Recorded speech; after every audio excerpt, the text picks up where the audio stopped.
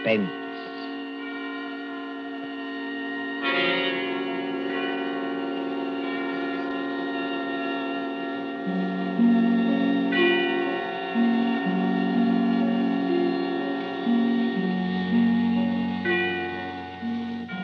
The hushed voice and the prowling step in the dead of night. The crime that is almost committed. The stir of nerves at the ticking of the clock. The rescue that might be too late, or the murderer who might get away. Mystery and intrigue and dangerous adventure. We invite you to enjoy stories that keep you in suspense. For Suspense, tonight we present The Body Snatchers by John Dixon Carr.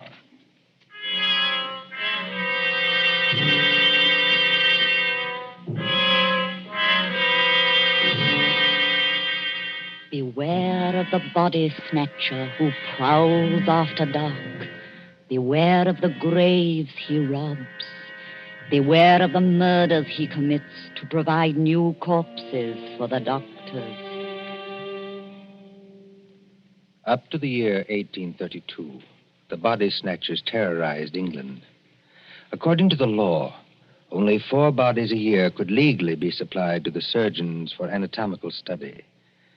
And even these were a monopoly granted to the Barbers and Surgeons Company of London. But the study of surgery had to go on. In hundreds of medical schools all over England, perfectly reputable doctors were compelled to buy bodies and ask no questions.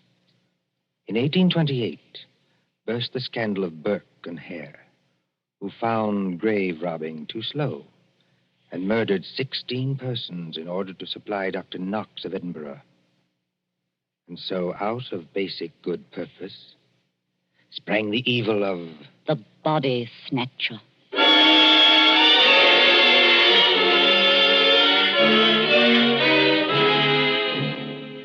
Turn back the clock now to a cold night just 110 years ago.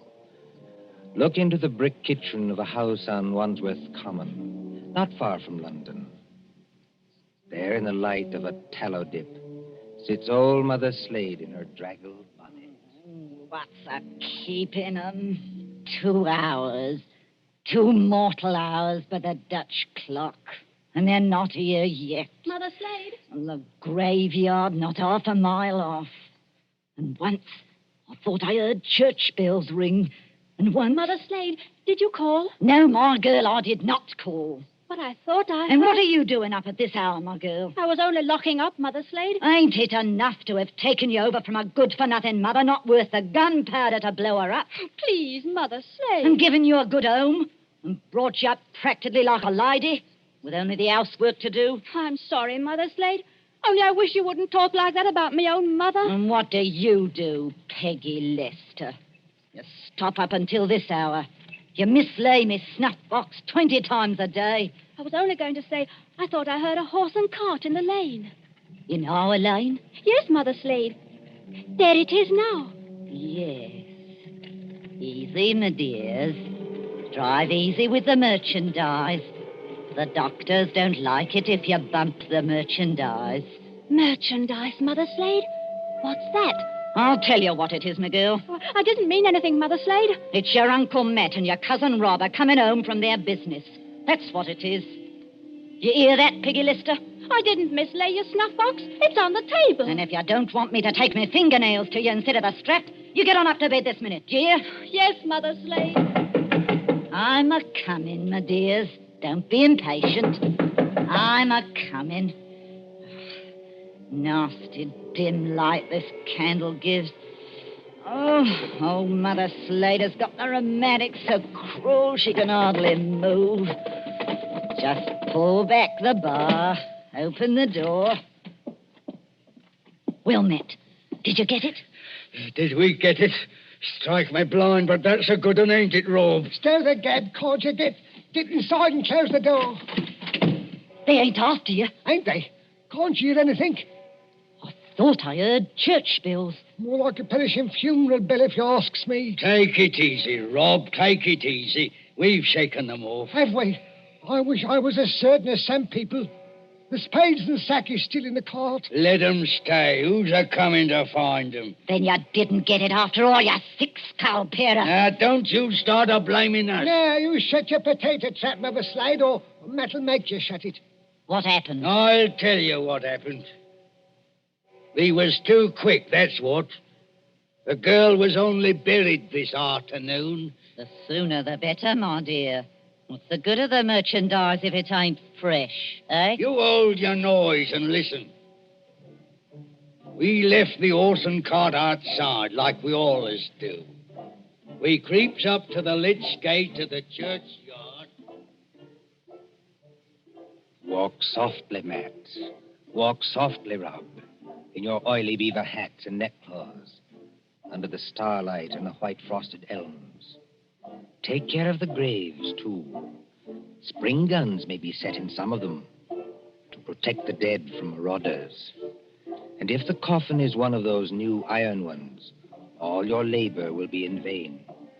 Open the gate softly. Don't make such a bloody row with them shovels. I can't help it. I'm loaded down with all this stuff. Oh, and who'll do all the work when we do get there? I will. Matt, Aye? listen. I can't hear nothing except your teeth are chattering. Matt, there's other people besides us in this here churchyard. Aye, 200 or 300 deaders. But they won't bother us. I means living people. Don't talk soft. Somebody's got a dark lantern. I seen it flash past the gravestones. Oh? Where? Can't you see it now? It's a-coming straight toward us. Yes, I see him. Come on. They've seen us, Matt.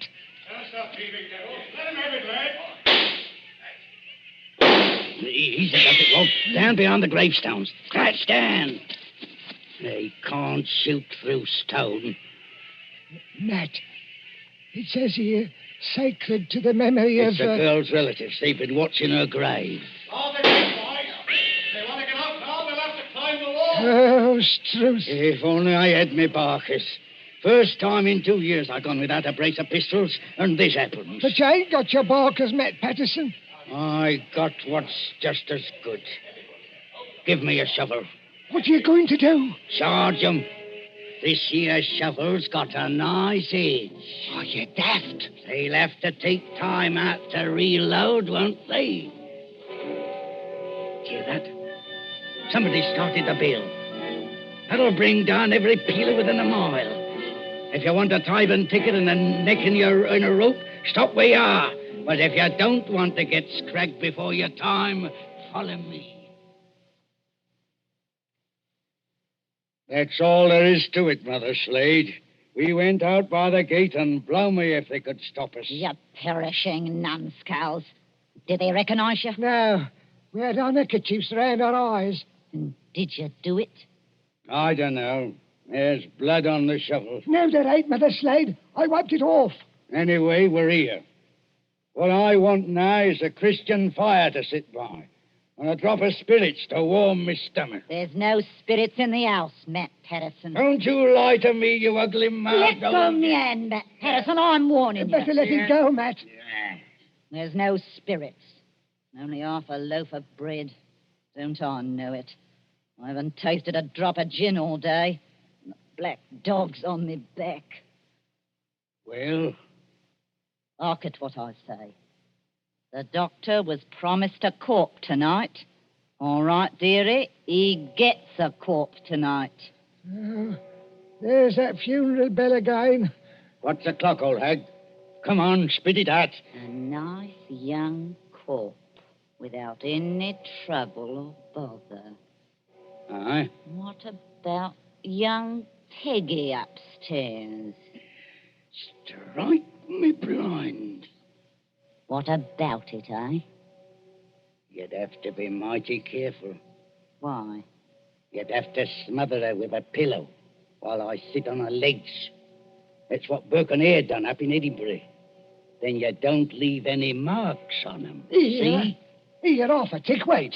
What? If the doctors see they've been polished off, just plain murdered, they won't have nothing to do with it. Leastwise, they don't like it. Like it or not, dearie, they all do. Who's buying the beef tonight? Dr. George Arnold. Him?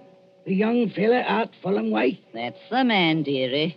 But I thought he was too pious and holy to play. That's what Dr. Arnold thought, too, till they started putting the screws on him at Bart's College. No corp, they said to him. No lecture. No lecture, no students. It all comes to it, dearie, sooner or later. What beats me is why they got to have these bodies. You'd think the doctors killed enough people as it is, without buying them after they was dead. Don't you question the ways of Providence, Matt Patterson. You can't do it, Matt. You can't do it, Mother Slade. You stow that noise, Bob Plenty. Do you want to wake the poor girl upstairs? But you can't do it. This cove Arnold, he knows her. Arnold knows who. He knows Peggy. Peggy fair worships the ground he walks on. Oh. He set her arm once when Mother Slade broke it, accidental-like, and she can't forget him. What's Arnold going to think when he opens up the sack and he finds What his... can Arnold do? He's bought her, ain't he? He can't go to the police and say he's bought her. Peggy Lester. Don't do it, Mother Slade. Don't do it. And how do you two thickheads know what Mother Slade is going to do? You're going to kill her, ain't you? Peggy Lester. I thought I heard her moving about upstairs. You did, Mr. Milk and Water. She's on the stairs now. Rob, you're the least to be depended on. Go out and fetch in the sack. Don't do it. It'll bring us all bad luck. Matt, you're a lad after me own heart. You stop where you are and do just as I tell you. Trim the candle. Let's have it all nice and snug. What'll she bring, do you think? Huh? 15 guineas. Maybe 20. Maybe more. 20 guineas? Strike me blind. But this is a way of doing business that I like. Listen.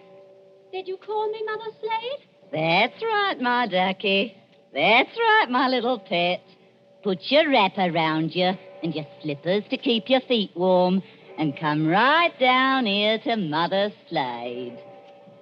I'm coming, Mother Slade. I'm coming.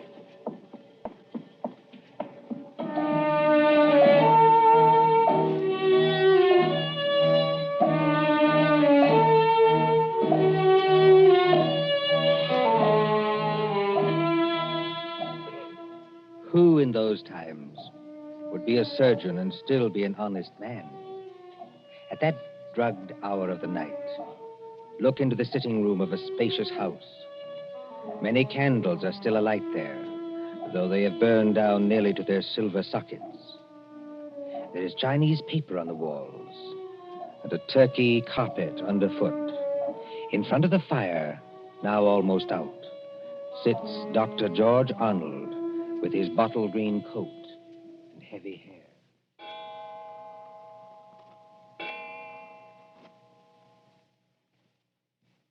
Dr. Arnold, sir. I beg your pardon, Mrs. Tancred. Dr. Arnold, sir. It's gone 2 o'clock. Yes, so it has. You've got a lecture to deliver tomorrow, and you'll be all worn out. Why don't you go on up to bed? Mrs. Tancred. Yes, sir? You're a jewel of a housekeeper. I admire you, and I can't do without you, but would you please go away and let me alone? Sure, I'm very sorry, sir. No offense intended. Stop. I shouldn't have said that. I'm thinking too much, perhaps. And smoking too many cigars, if you'll excuse me. Why must they keep tolling that bell at East Hill Church? Why must they keep it up all night? Well, sir, Elsie says the parson told them to do it. Elsie. Wait. Who is Elsie? Dr. Arnold, sir. I know you're always up in the clouds, mooning over books and whatnot, but I did think you'd recognize the name of your own parlor maid. Oh, that Elsie. I see. Well? Elsie says it's because of the murder in the churchyard. What murder? 2 resurrection men. Body snatchers, sir. Oh, you wouldn't know anything about such people. No, of course not. They were caught trying to rob a grave, but they got away. One of them was a horrible big fella. split Willie Kendrick's head open with the edge of a shovel. Is anything wrong, sir? No, not exactly. Well, I thought for a second, seeing how you looked. Did they get the body? Yes, sir. It was Willie Kendrick. His head was split open with a shovel. No, I mean, did these resurrection men get what they were after? No, sir. Thank God. Oh, you may well say that, Doctor. I wasn't exactly speaking in the religious sense, but never mind. What Elsie says, there are what she calls peelers all over the place. Peelers? Yes, these new policemen. After Sir Robert Peel. And somebody from the new detective police that they're using instead of the Bow Street runners. Well, Mrs. Tancred, I'm going to smoke one more cigar, and then I'm going to bed. Very good, sir. You see, sometimes you give orders, then it's too late to recall them. Whatever the medical practice is, you can't look your conscience in the face afterwards. Then, I can't tell you how or why, a miracle comes along and saves you, and you're free, What was that? Sounds like a horse and cart in the drive, sir. Mrs. Tancred. Yes, Doctor? Will you please go upstairs? Now, make haste. Well, if it's visitors, sir, or even a patient... Mrs. Tancred, you heard my instructions. Obey them. Sir, there's the front door Yes, bell. I heard it. For the last time, go away. I will admit whatever visitors we have. Yes, sir.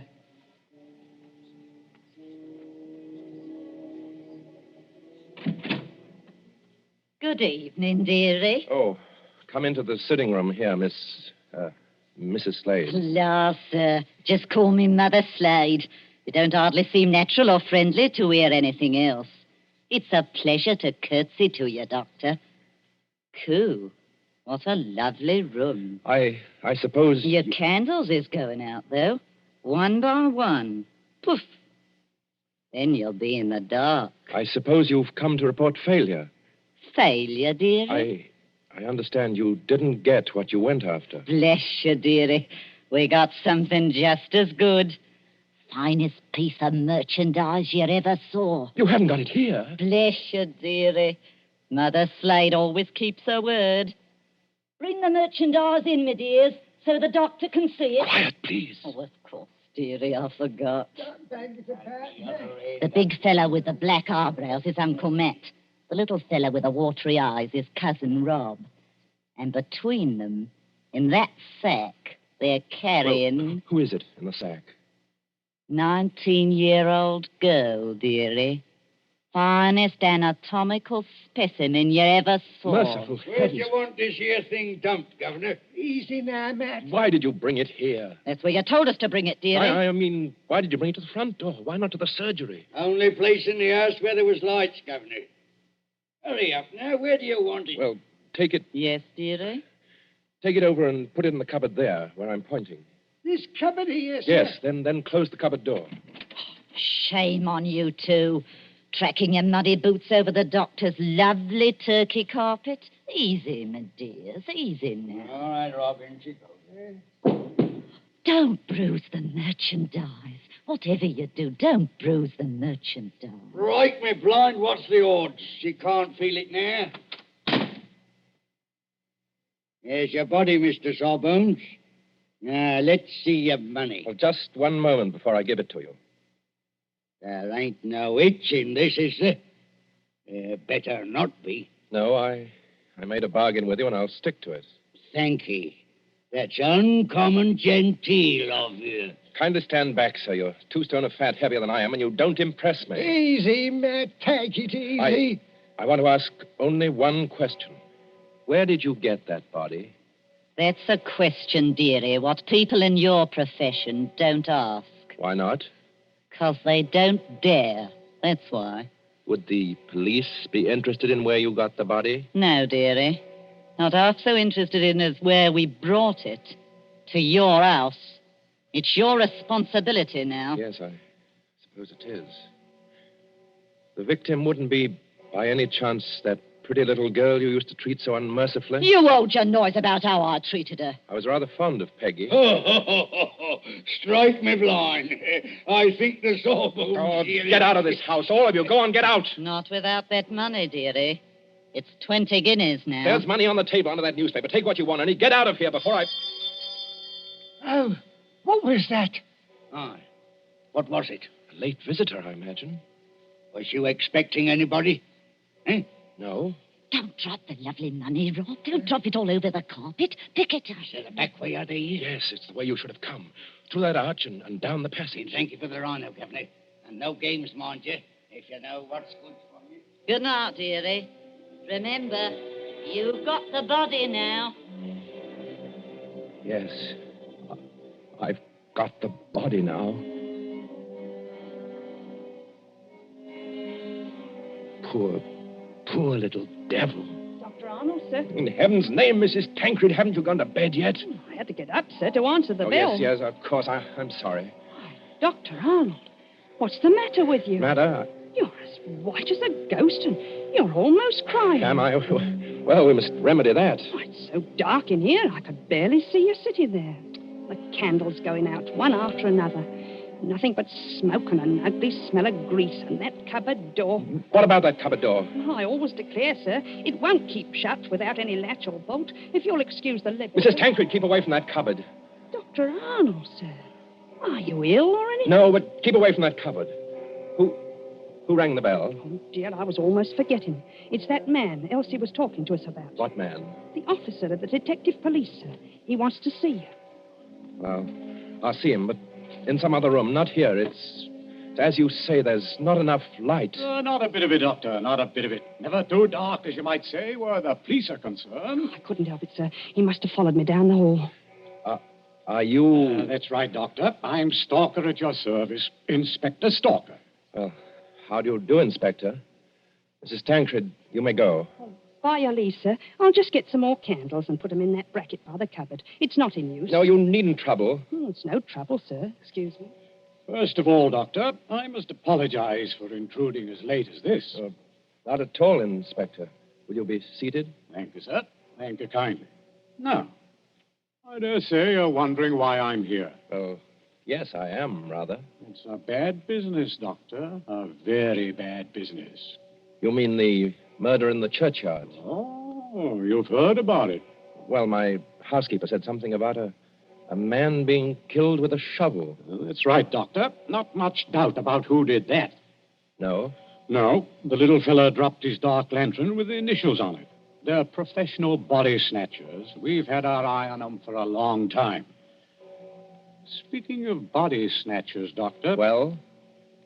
I expect this anatomy law is pretty hard on you surgeons. It's an infamous law, sir.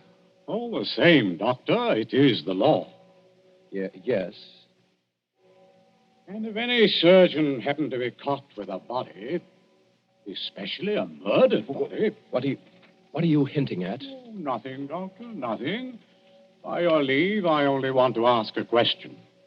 Well? What time did your friends leave? Now, come, Doctor. As one man of the world to another, do you see any green in my eye? You are not going to say you had no guests when their horse and cart are still at your front door. They didn't get away. No, Doctor, they didn't. They made a little reception committee as they left by the back door. Darbies on the wrists. Snap. Just as I might reach out and touch your wrist. Like this. What do you mean by darbies? Handcuffs. I've got a pair in my pocket. Gags into their mouths. That's to keep them from biting. Look, do we have to go on with this? You already seem to know everything I could tell you. Not exactly everything. I don't know, for instance, where you've hidden the girl's body. You're a very diligent man, Inspector Stalker. Thank you, sir. I try to do my duty. You said a girl? These gin-muddled degenerates have been watched every second since they left East Hill Churchyard. They hadn't a body then, but they brought one here. And there's only one other person who lives in the same house with them. Dr. Arnold, sir. Mrs. Tancred, listen to me. Yes, sir. Must you always break in with the most completely ill-timed entrances at all the worst period of my life? I was only trying to be helpful, sir. That's right, madam. Always be helpful. You had to have some light. Here's the candles, sir. 5 of them, in a big candelabrum. We can hang them in the bracket. Ma'am, hold up that light. Hold it high. Really, sir?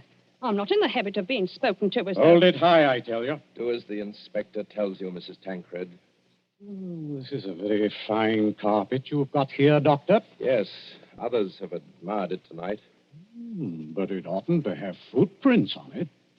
Muddy footprints. Footprints leading from the door, past the sofa, past the hearth, over To that cupboard. Quite correct. I think that's done it, Dr. Arnold. I think it has, Inspector Stalker. We couldn't have proved anything against you for that churchyard business, but this... Let me open Bluebeard's cupboard, Inspector. Let me be the first to show you what's inside. You wanted a certain body. It appears you've come to the right place. Now, look. Lord Almighty. I'm the body, Mr. Police. Standing up, I'm very much alive. And I'm wearing a nice new dress that the doctor gave me. That I gave you. Don't say anything. Please don't say anything. Stop a bit, miss. Aren't you Peggy Lester? Yes. Just because the doctor has to be so terribly respectable, and a girl who's fond of him has to come here in secret. Wait a minute, everybody. Peggy Lester, you're lying. I am not lying. So that's it. Why didn't I guess it? It's the oldest body snatcher's trick in the world. Is it? Of course, the old pinch penny like Mother Slade couldn't sacrifice a good household grudge. Of course they brought the body here, instead of taking it to the surgery, where it might get locked up.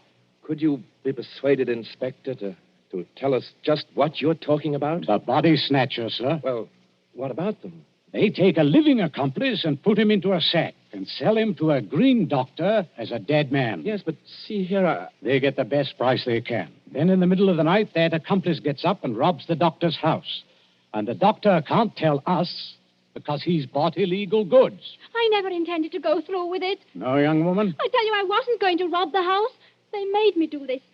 I was going to tell Dr. Arnold. When I found out where they were taking me, I pretended to go through with it so I could warn the doctor. They can hurt so much, you'll agree to almost anything. Oh, that sounds like the truth, but it puts me in a funny position and no mistake. Well, your three murderers, Inspector, seem to be leaving. Yes, they're leaving right enough. Trussed up like fowls and under guard. Does anybody go with them? Well, how can anybody go with them? I'm willing to believe this girl acted under threats. She's committed no crime. And I don't for the life of me see how we can touch you. Can't touch me? No, sir. And confound you for making me lose a night's sleep. There's no body. You didn't even buy a body. Will you tell me, Doctor, just what crime you've committed?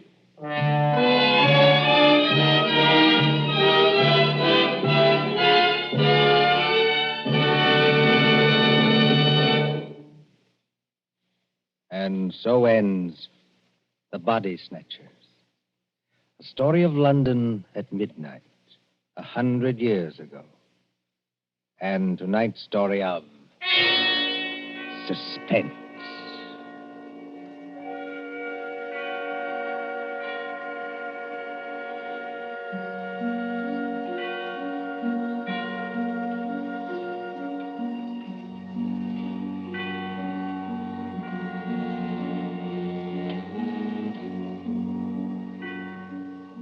Columbia presents these tales of mystery and intrigue and dangerous adventure for your relaxation and enjoyment. Next Tuesday, there will be another in this series. Same hour, 9:30 Eastern Wartime. William Spear, the producer, John Dietz, the director, Alexander Semler, the composer, conductor, and John Dixon Carr, the author, are collaborators on Suspense. This is the Columbia Broadcasting System.